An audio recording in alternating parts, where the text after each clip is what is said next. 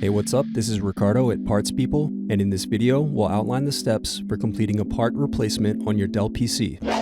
Visit our website and use this coupon for a 5% off discount.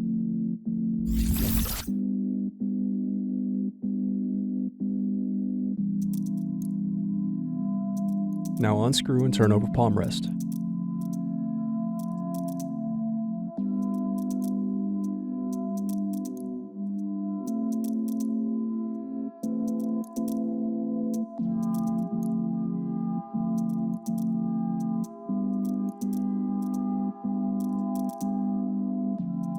Now disconnect Palmrest cables.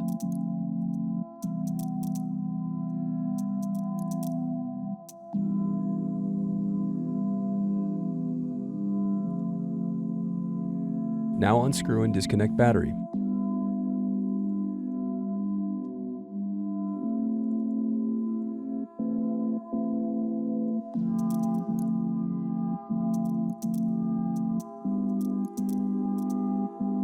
Next, disconnect CMOS Battery.